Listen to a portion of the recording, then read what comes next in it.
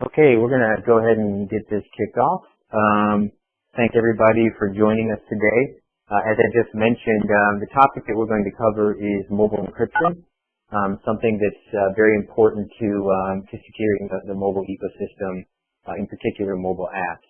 As we shared before, for folks that have joined us on our webinars, WebEx has yet to solve the beeping in issue, and so unfortunately we're going to be unable to mute out those beeps, and they do kind of slow down after the first couple of minutes, so we apologize for that. Kevin Swartz is helping me on this presentation, so if you have questions, go ahead and type them into the chat window, and Kevin will pop them up on a document, and we'll get those addressed along the way. So I'm going to go ahead and get started. My name is Andrew Hogue. I'm the co-founder and CEO of viaForensics. I remain very technical, covering mobile security, mobile forensic topics. Have a couple books. Have been doing IT for many, many years, and got into mobile in 2008 when the G1 first came out. We've got a couple patents pending, and focus exclusively in the mobile space. And about 50% of what we do is with companies, and the rest is with U.S. government agencies.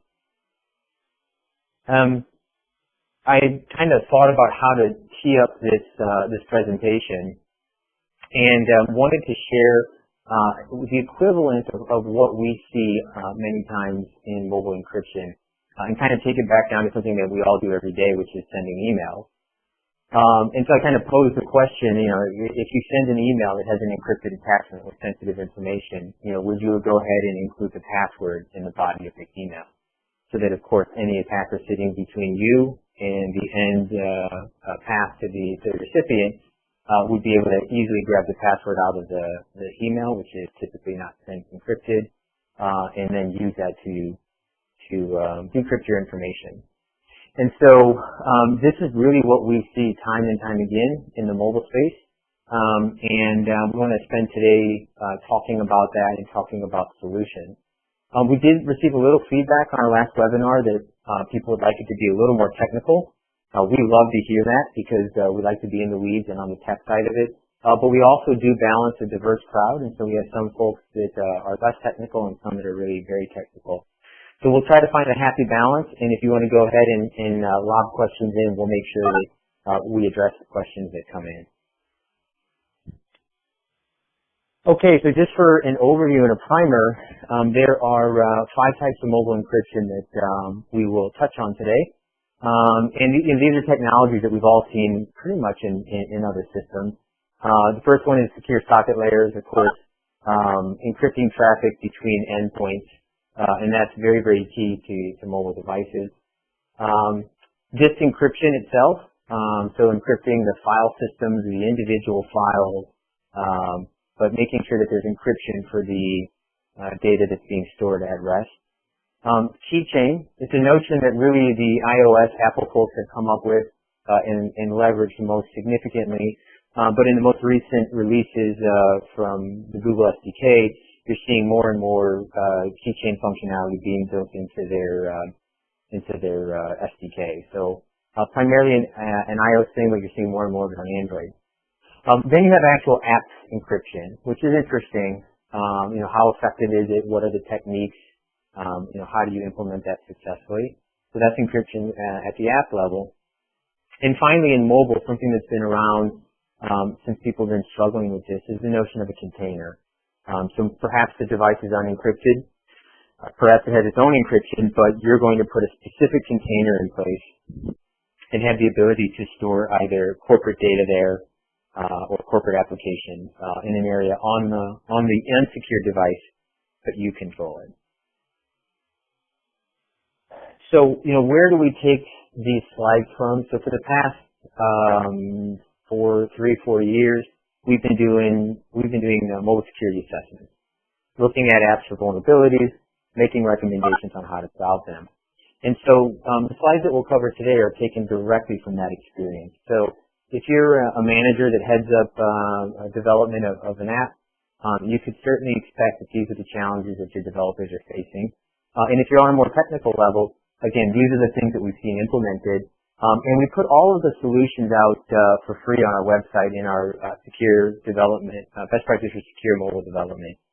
So you can just hit viaForensics.com, grab that document, and it's a 40 or 50 page PDF that will go through encryption and many, many other things to address the different challenges. And that's, of course, free out on our website.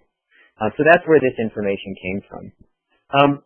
There's a good side to encryption. I think it's the reason it's been around and why we all use it is that, hey, the math fundamentally, in the way computers are set up today, fundamentally the math works.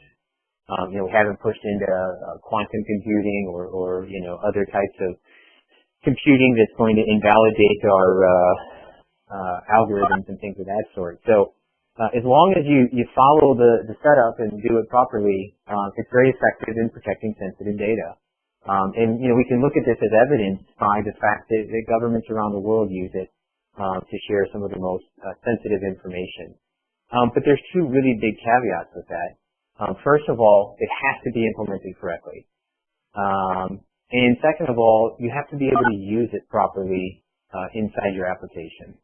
And those sound fairly straightforward, but they're actually quite challenging to do. There's a lot of nuances, a lot of flags that you can flip the wrong way, and it ultimately could make your application insecure. So in principle, the technology is going to do what you need it to do, but it's really, really hard to get it right.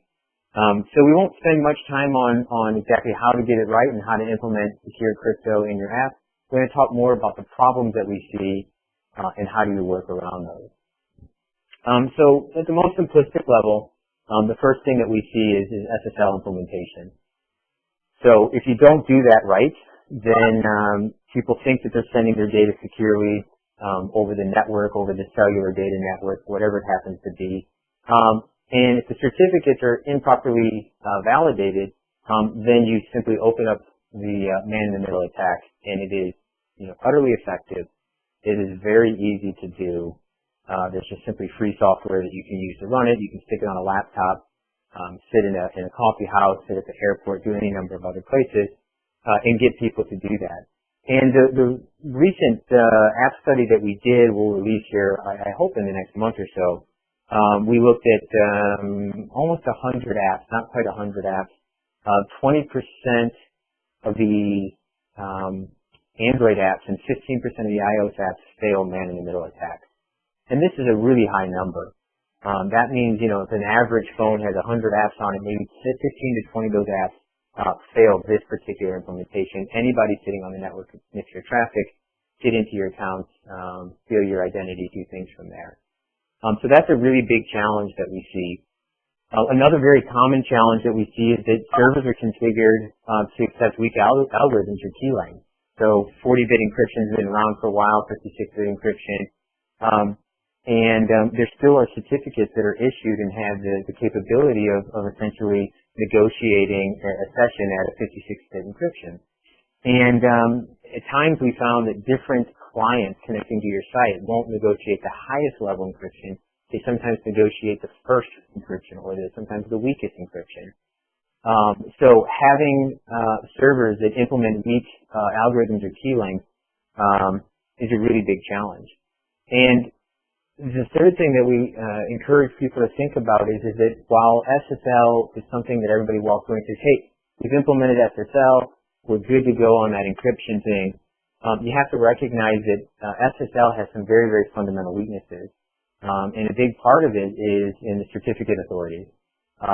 This is a distributed trust-based system where you rely on the certificate authorities and you give them essentially enormous or all of your trust. And in the event that a CA is compromised, you now have a way to impersonate any website if your CA has been compromised is being used. And so this is something that people don't, I think, put a lot of thought into. And they basically assume, look, if you did SSL, if you check the certificate right, if you put the right keys on the servers and make sure that the ops guide configured properly, you're good to go. And unfortunately, that's not the case. We see this in foreign countries potentially. We see this here in the U.S. And it's something that really is a threat to people. And the good news is that there are ways to address those issues. So getting into the techniques to address the various SSL issues, first of all, on the implementation of certificates, you have to fully validate the SSL cert. There are ways to test this. You can easily launch your own man-in-the-middle attack. There's, different ways that you can essentially check this, but you have to be able to make sure that the certificate is valid, that it's signed properly, and that in the event that it's not, you have to think hard about the message to your user. And there's a couple different scenarios there. The web browsers, which sometimes you need to connect to a website that has an invalid certificate because maybe you self-signed it, there's no certificate authority.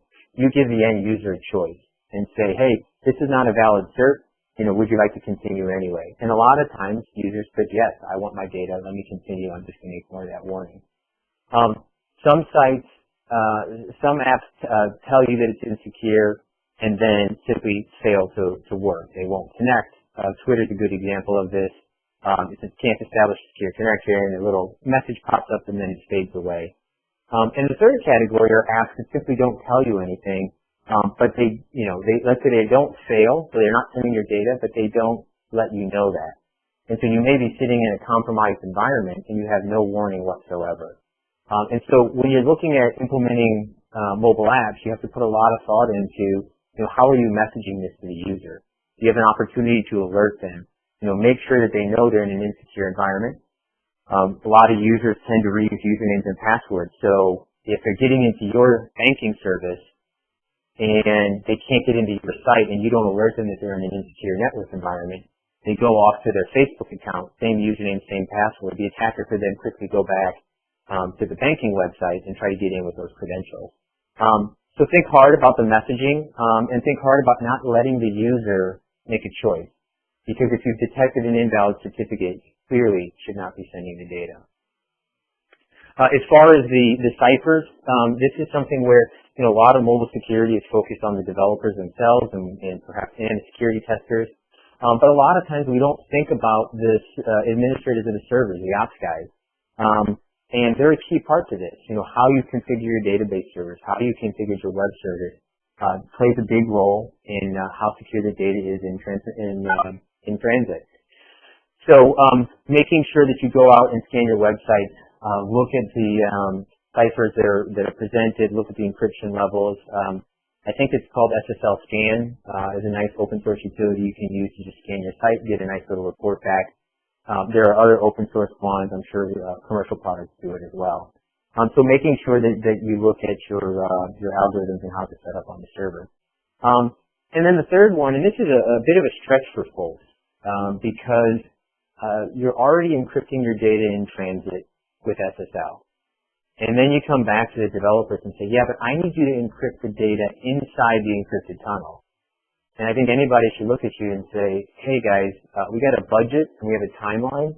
How many times do I have to encrypt the data? But this is something that you might consider in a high-risk environment or with very sensitive data. Because if you assume that root certificates can be compromised, if you assume that end users may potentially root their devices and install insecure software that could update certificate stores, then you have to assume that the data inside the SSL tunnel can be compromised. And so think about whether or not there's sensitive enough data in there that you need to further encrypt it. And a really interesting strategy we've seen implemented at a large bank is essentially to use PKI. And in fact, this is how we're doing it in our latest mobile security scanning application. So when we transmit data back to viaForensics cloud servers, we not only use SSL, but we've pushed a public-private cert. And the private certificate sits back on the server. The public certificate goes out to your client. And so even if somebody's doing SSL proxy or man-in-the-middle attack, and they compromise your SSL tunnel, they're still not able to decrypt that traffic. And it's conceptually makes a lot of sense. It feels like a lot of extra work in the end. It's not a whole bunch of extra work, and it buys you an enormous amount of security because you're not reliant upon certificate authorities or end user decisions about where they're transmitting the data that's sensitive. I can't see the questions because I'm full screen here, so I'm occasionally going to pop over and look at Kevin, and so if I've missed any questions, I will make sure that I get them answered here in the queue in just a minute. So I kind of talked about it in the previous slide, but SSL proxying is how, as security testers, we do look inside the SSL tunnel. And we do this all the time in the security assessments that we do manually and the ones that we do in viaLab or mobile security products. And attackers do something very, very similar. By doing a man-in-the-middle attack, they're going to make sure that there's still encrypted traffic going back and forth, but they're simply going to sit in the middle and proxy all your connections. And it's something that you really have to be aware of that attackers or security researchers can do this. And so it allows you to inspect the traffic that's inside the tunnel. You can look for different weaknesses. One of the unique things that we found in the security assessment, this was for credit card processing applications, is that they had back-end services that needed to be logged into to adjudicate the credit card claim. And in doing so, they had to pass in credentials to that web service. And they passed those credentials in, and I think the developers assumed that since it was in an SSL tunnel, it was safe to pass those in. And they passed them in every single time. And in that particular scenario, of course, it was very trivial for us to gain access to that information, to find out the web service, the username and password. To demonstrate the vulnerability to them, we ended up charging $1 on our credit card, and then we refunded $99 because we had the access to the system that we needed. And so these are real attacks, but of course we gave the $99 back to them after the audit was over. But these are real-world examples of what are happening in mobile apps today. And so we really encourage the developers to think hard about what data they're sending in SSL. If I send my username and password to the bank, I know my username and password. The bank needs to know it or a hash of it. And so these are known on both ends. But something that, as a bank, you would never want is me or an attacker to know what your username and password is for your backend SQL database. And so think very, very hard about the traffic that's inside that tunnel, inspect it, and make sure that you're not sending sensitive data, backend data, over the tunnel. I'm going to switch over now to the full disk encryption or the disk encryption on mobile devices. We just finished up our Black Hat talk this year, DEFCON talk this year on defeating SE Android. The year prior at DEFCON, though, we talked about cracking Android encryption as well as Android security in general. And so I just want to share a little bit about the efforts that we went through. And it wasn't necessarily trivial to do. We've got a great group of researchers here, but it took us a few days to figure out the algorithm, to reverse engineer it, to then implement Python scripts, and then ultimately to crack the encryption. And so the way the encryption is set up in Android is that there's a PIN or a password that the end user creates in order to start the encryption process. And they also seed it with some random data or pseudo-random data coming from the device, salt all that information, run it through the password-based key derivation formula about 2,000 times, and then they get a key that pops out of there, seed that with the dev random, urandom stuff, and basically create a 128-bit master key that they store then on the file system. And so there's an encrypted master key that you can recover from the system using forensics, using a root exploit or whatever. And it's encrypted, but it's sitting on the file system itself. And the key thing to note here is that it does require some random data from the user, something that should never be stored on the system, hopefully, which is their PIN or their password. So how did we crack it? Well, we took and we found the encrypted master key sitting there, and we found the salt stored in the folder. In other cases, we found salt sitting in database files, SQL database files, things of that sort. But that data is encrypted, so it's thought to be fairly secure if you don't have the rest of that information, the rest of the key, and there's not a lot of risk to doing that. But in fact, of course, a motivated attacker can use that information and go for a brute force attack. So this isn't where we cracked, anything like AES or anything silly like that. This is just literally saying, could we use this information and the weakness is inherent in mobile, such as, long passwords are not very easy to pull off, and use that to crack the encryption.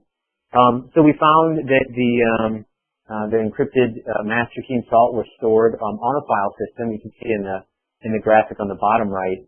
We just mounted a YAS2 file system under /EFS. You find that on a lot of different systems now. And then you've got the user data underscore footer sitting right there, as well as some other interesting files, and you pull that thing off and you've got your encrypted master key. And sometimes they store it in a partition, sometimes they store it directly on raw, on a partition itself. They don't even format a file system, they just stick it there. Again, we found these things in database files and things of that sort as well. And so from there, we go ahead and we forensically image the device. We get a copy of that encrypted file system off the mobile phone, and then take that footer and the encrypted user data that we have, and then we parse that out and flip that over into essentially our workstation. And we ran a lot of these on just laptops, very, very underpowered laptops. So this is a little bit of what the footer file looks like when we parse it out on Android. We locate the salt and the encrypted master key. We take a random password, or we brute force it by taking a password, running it through that password derivation formula again 2,000 times with the salt. Take the resulting key in the initialization vector, and we try to decrypt the master key, and see then if we apply that to the user data, what happens. And if the password is correct, we will find essentially unencrypted data sitting there. If the password is incorrect, we will not find, there's a header that we look for. And so in combining the derivation formula, the brute forcing, and then applying it to the user data encryption, we look for the known header on the file system.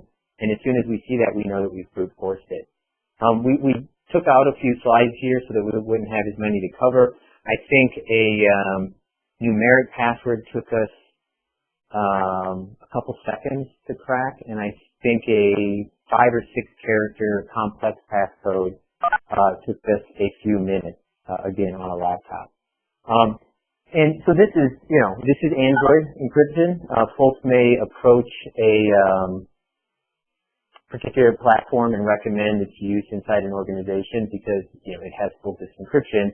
But you have to recognize that with just a little bit of work, these types of systems can be defeated. Android gets picked on a lot. And it's because it's a system that researchers like. We can look at different ideas. Parts of it are open source. We can implement our own algorithms and our own code to test it. It really provides a great opportunity. And so I think you see a lot of researchers, us included, focusing on that. And for those reasons too, I think Android gets a bit of a bad name. We've said this before on other webinars, but when we look at the really kernel of security that exists in these platforms, we're seeing a more rapid increase in security in the Android side of things than we are on the iOS side. And so we've got some slides from our previous webinar to give you some numbers around that. But in any event, not to just pick on them, it's something that Apple suffers from as well. This has been around for a long time, but I think a lot of folks don't realize this. The way the Apple's architected it has its own encryption chips built into the phone. And that works in conjunction with the CPU, with the operating system, and with the optional passcode that the user can put into the system. And so when you look at the data from a forensics perspective, the data is always encrypted on disk. And so if you simply pull off a physical copy, whether you're using an imaging method, whether you're using JTAG or chip-off, you're going to be looking at encrypted data that, to my knowledge, nobody can decrypt. But when you look a little bit closer at the system, once the system is up and running, the encryption chip will automatically decrypt 99.9% of the file system for you just by you simply asking it to do so. And if you need to encrypt the rest of the file system, you basically have to brute force the passcode, which is fairly trivial to do. So there's several attacks that have been used in the past on this. The best example, and it's a bit dated now, but all the way back on the iPhone 4, you could get you could boot your own kernel on the iPhone 4 because there's an iBoot bootloader attack. And so we would simply implement, or it was implemented, a kernel that would allow you to do brute force attacks against the passcode. Never would time you out or anything of that sort. Once you hit the right passcode, spit it out on screen, let the user know, or simply store that decrypted data and pull it all off the device. Since then, we can validate that the brute forcing of these passcodes still works, but you have to have access to the system. And so you have to be able to, on a jailbroken device, you can go in there and essentially continue to brute force these things. The pins are not providing the full protection, the pins and passcodes that people need. The other thing that happens even more frequently is that, and I think this is demonstrated at Black Hat this year, if you can ever have the device unlocked for the briefest of moments, you have the ability to pull all information off the system. And arguably that's not all that different than what you get if you have the full disk encryption on a laptop and you have a passcode on it. If somebody can get to your laptop and stick in a thumb drive, they can do a logical copy off of your system.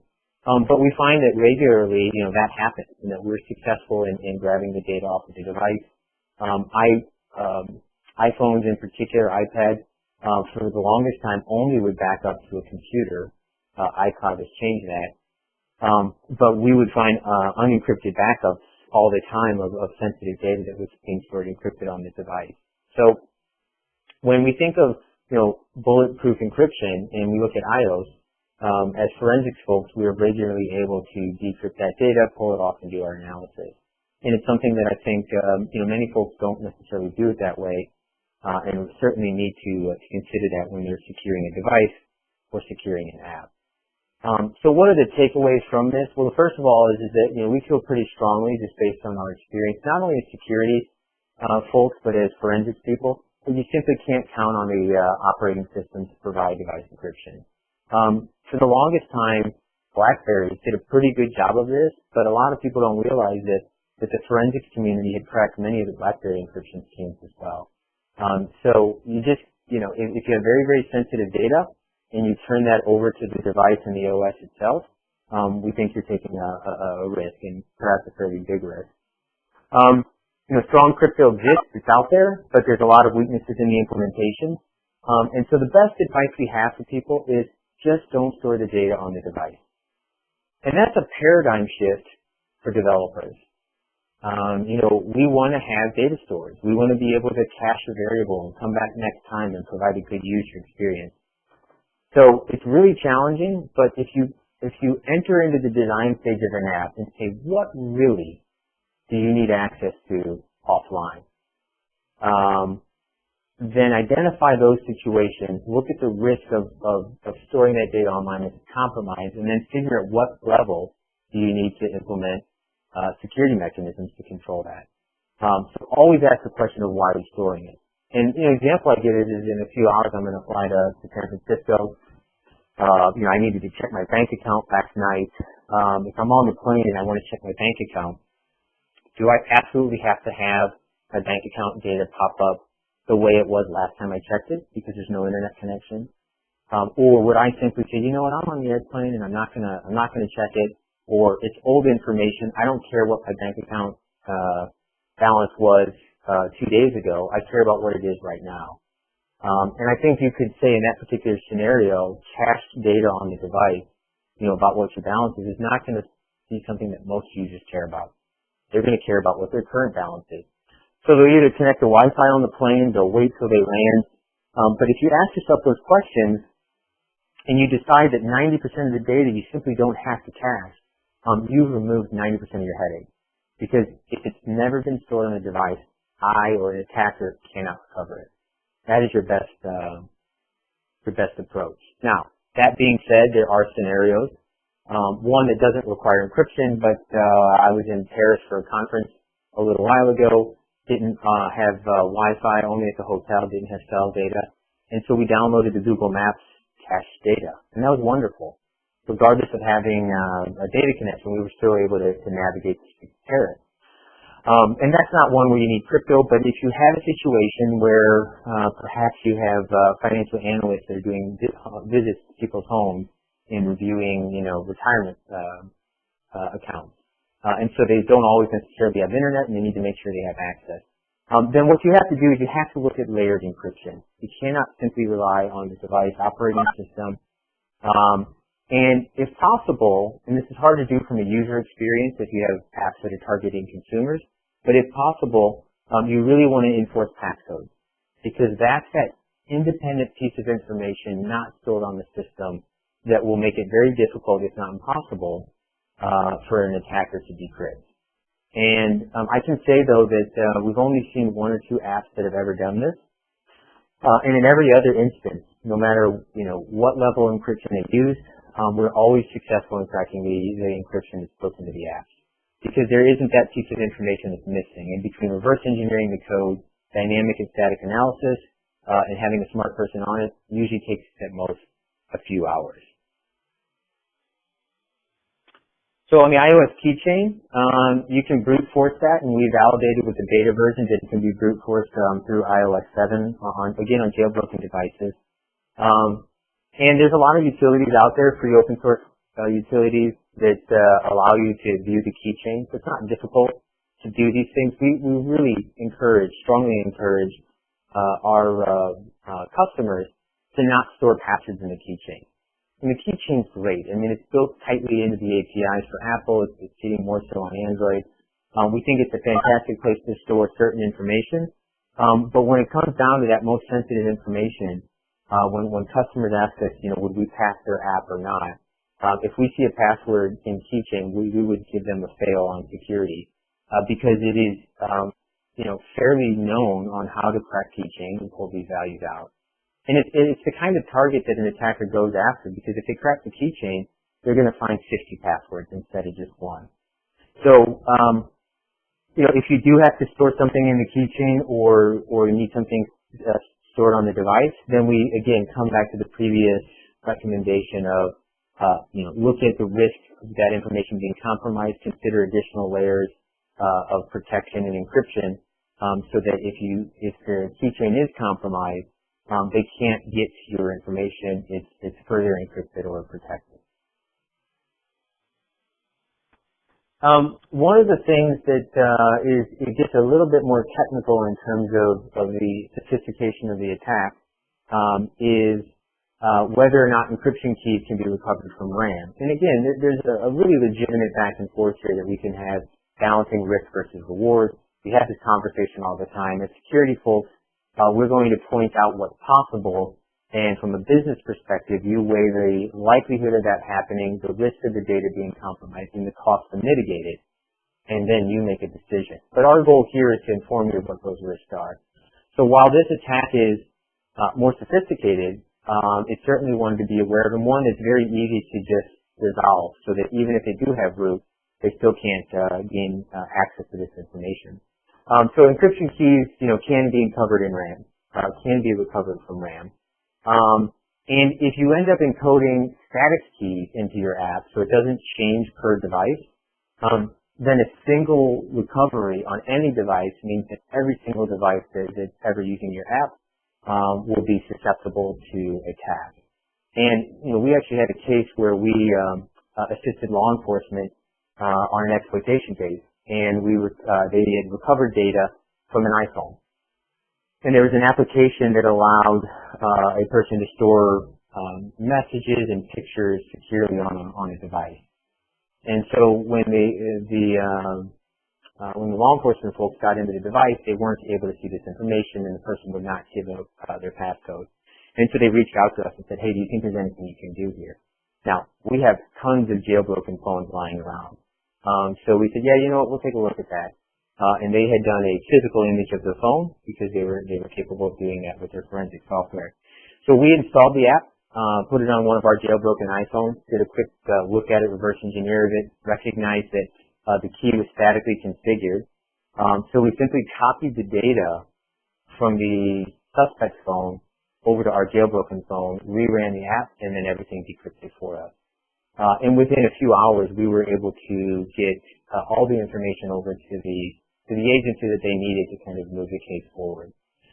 So that's how it kind of plays out on the forensic side, but that same exact thing can play out on the commercial and consumer side, where, if you have static keys, you're putting your users and your data at a lot of risk. So what are the best practices? Well, first of all, as with any system, and I put Android at the end of this in parentheses, this really takes for any system. When you're done using a variable, especially if the variable has something sensitive in it, you need to nullify the variable so that zero it out, clean it up, release it from memory. The system sometimes holds on to it for a while, but if you first take that variable and reset it, then even if we recover it, we're going to find not your passcode, but just a bunch of zeros in there.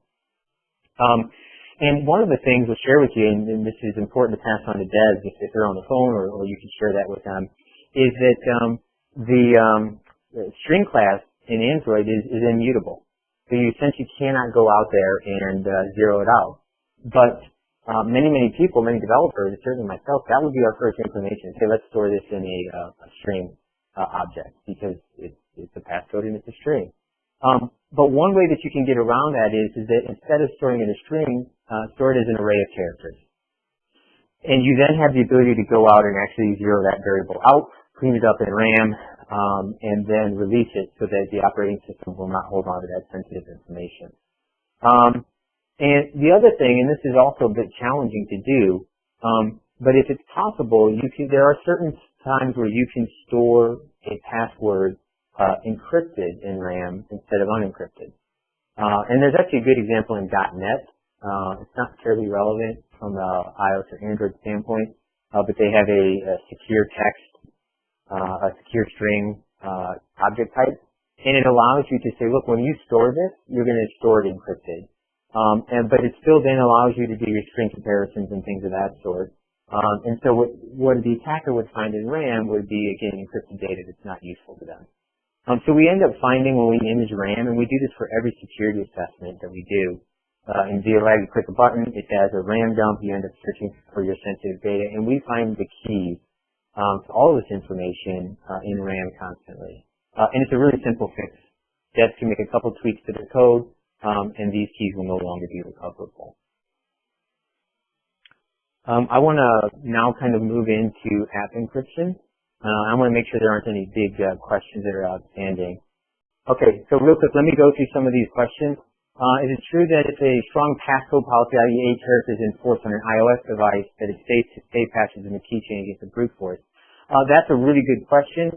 That is going to significantly up the game because when a passcode is set on iOS, it is used to further encrypt the keychain data, and it's also used anytime the developer calls something the data protection APIs. And so if you can actually enforce a strong passcode, such as 8 characters on iOS, it's going to make a lot of the attacks against the keychain ineffective. And so that's absolutely something that can up the game. When you think about consumer space, you simply can't enforce that. So when you look at an app that may be outside of enterprise customers, then no, that's going to be a bit challenging to do. And again, I really apologize about missing these questions that came in earlier. So with SSL proxying, are you referring to doing forensic type analysis on an app by seeing what calls it makes to a backend service and then proxying through to like Burp Suite? So yes, one of the big things that we do are things essentially equivalent to Burp Suite. And how do you do this? So the way we do it from a security and testing standpoint is very similar to what an attacker does if somebody doesn't implement SSL properly. So you essentially give a fake certificate, and then you as sitting in the middle will be the person that can intercept all of that traffic. So if you protect against man in the middle, then your users will be safe from that kind of attack, but the challenge is, and I think what we were trying to point out, is that in a security testing scenario, we will install our own certificate, and we will be on a rooted device. And so we'll have the capabilities of looking inside that tunnel.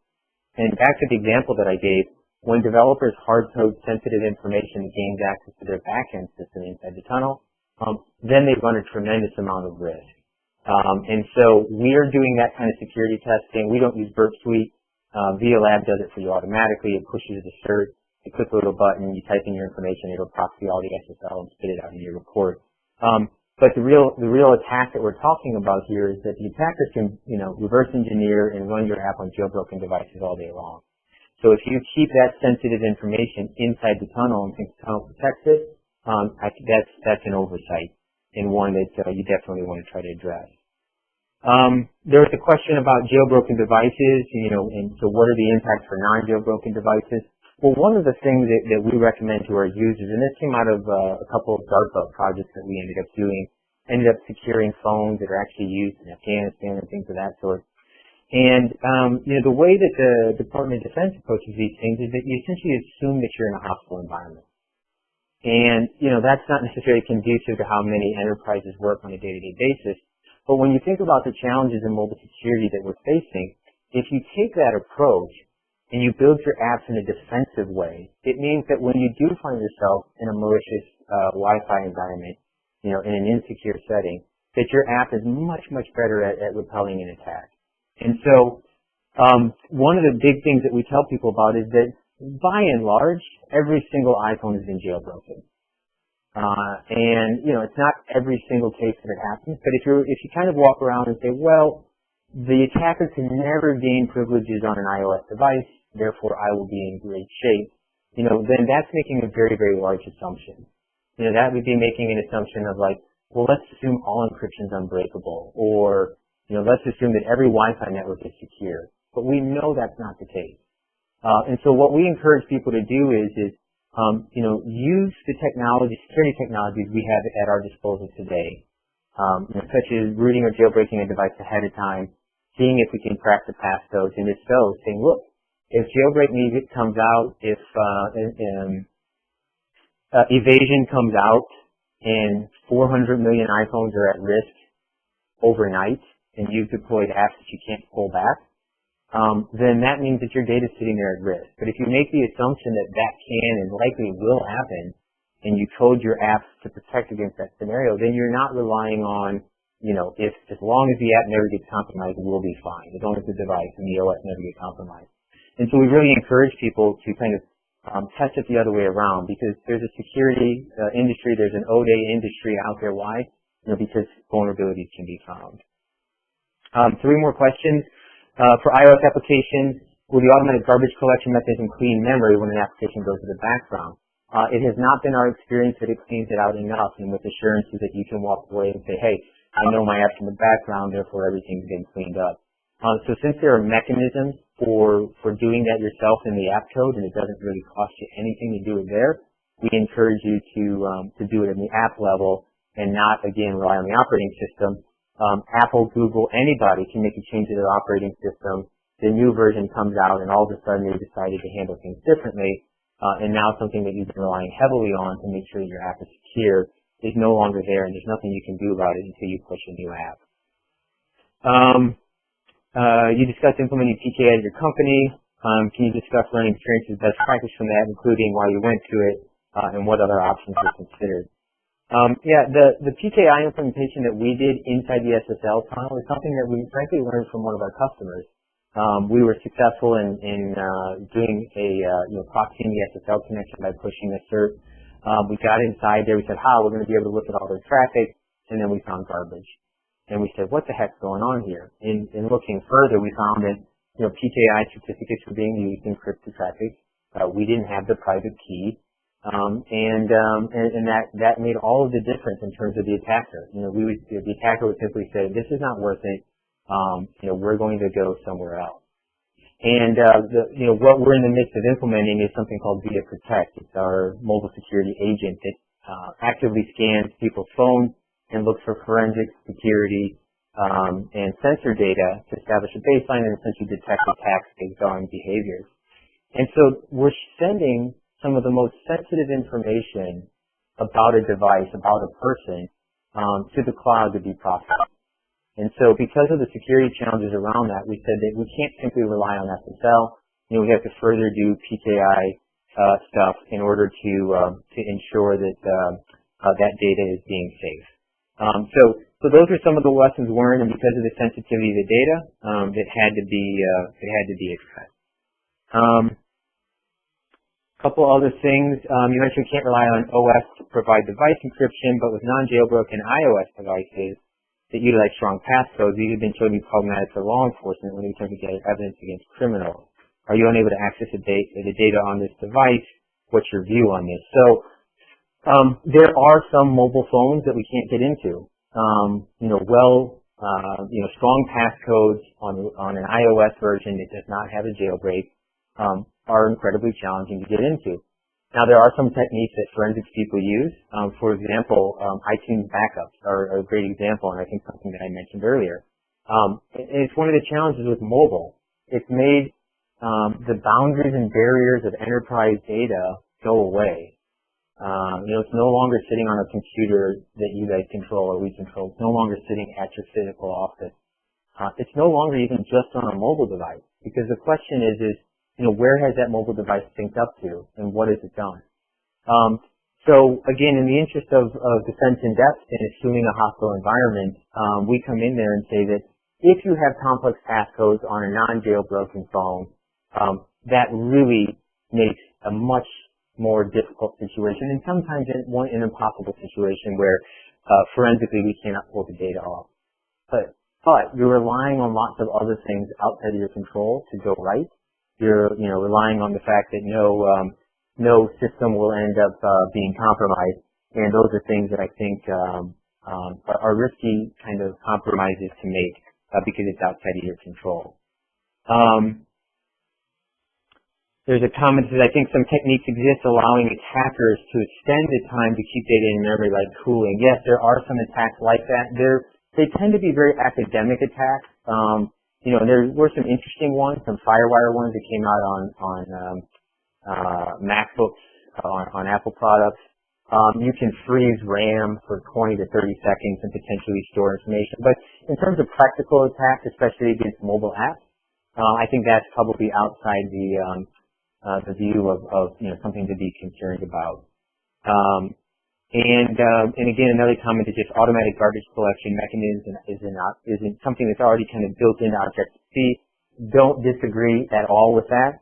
But I think the challenge again that we see time and time again is that we're taking OS vendors, API, developers' word that, hey, we do garbage collection, don't worry about it.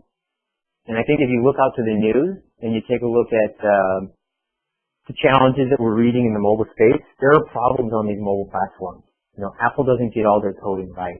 Compilers are notoriously bad about, when you create object code and it's being run. It's supposed to do garbage collection, but it gets a higher priority interrupt to clean up NAND flash, and so it holds off on the RAM to the battery, and there's all these complex things that come in. So there are mechanisms. I mean, Java does garbage collection as well, and even though the Dalvik VM stuff isn't strictly Java, it's bytecode and based on Java. Yet I can tell you empirically, we recover this information consistently. So I do agree that the mechanisms exist, but we're here to tell you as forensics people, we peel back the covers, we look at what's on disk and in RAM, we look at what's in transit, and we're finding this information, over 50%, sometimes 70% of the time.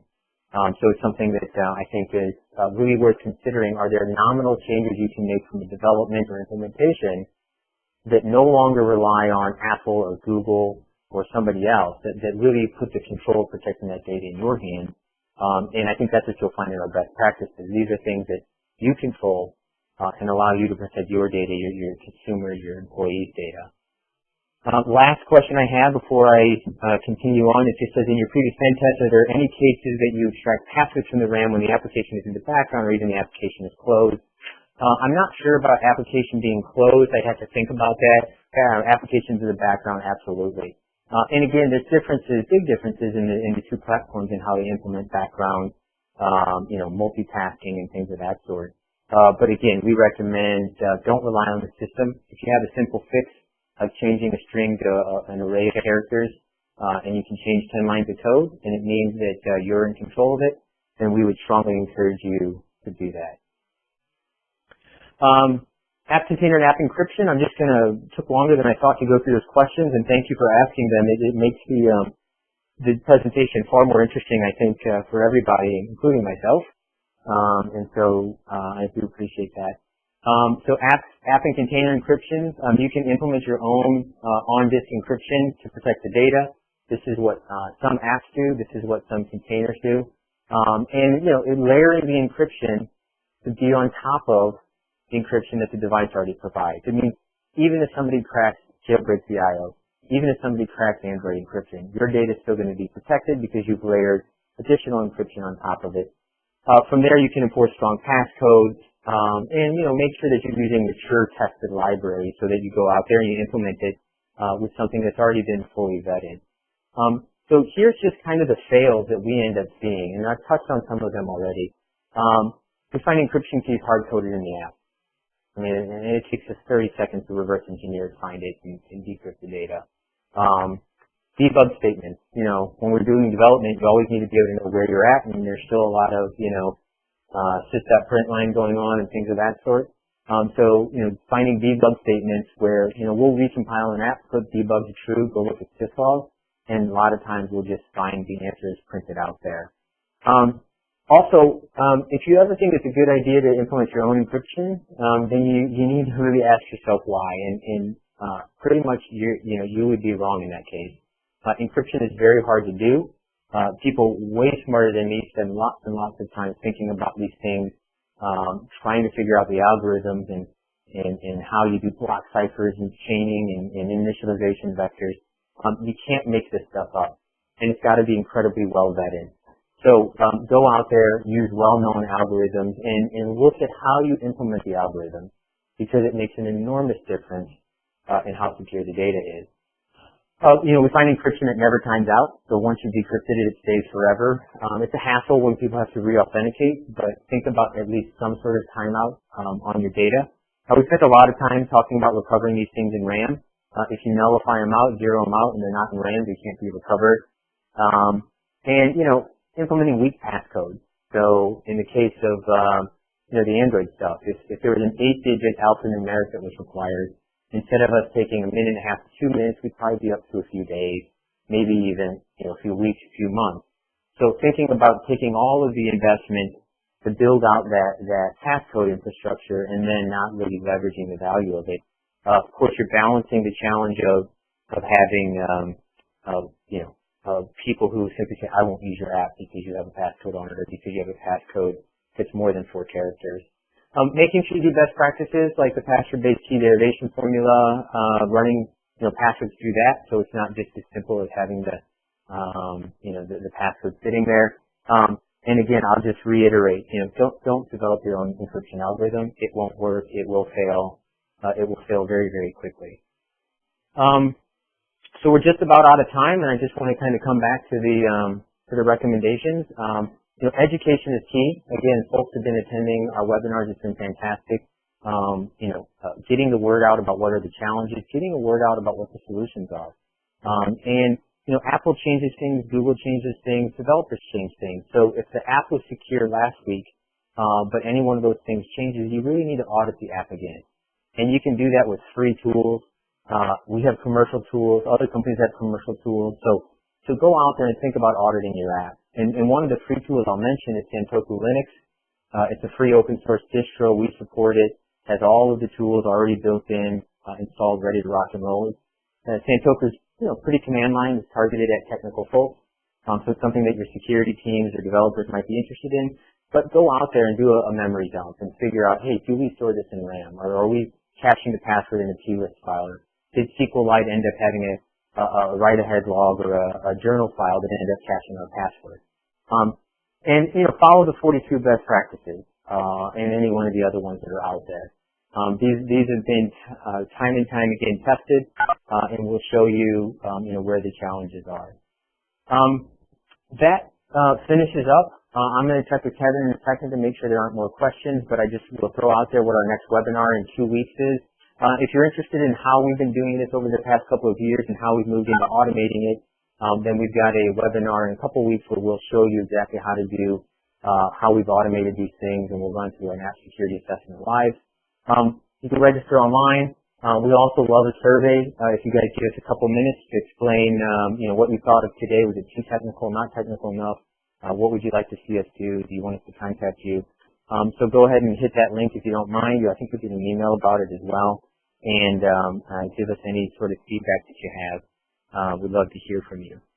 There is another question. What are your opinion on the protection through obfuscation? In other words, ProGuard Dexcard, can you reverse them? It's a good question, and the answer is yes, we can reverse them in seconds. They do not provide you real levels of protection. What they mostly do is provide annoyance to the reverse engineering person. So it renames methods and it renames variables, but it doesn't change the flow and the logic. So we can still quickly spot things. We can rename variables and methods, and within a few hours you can put things back together again. So it very incrementally increases what the attacker has to do, but it's nothing that you can rely on to really address security and bring security. You should do it, but it doesn't buy you much. So that's a great question. So here's just a slide. If anybody wants to contact us, feel free to give us a call, give us an email, follow us on Twitter. We'd love to hear from you. We appreciate your time again today. We'll hang on the line for just a minute or two to see if any other questions pop up. And appreciate it if you take just a minute and fill out the survey. So thanks so much, everybody, and we'll see you next time.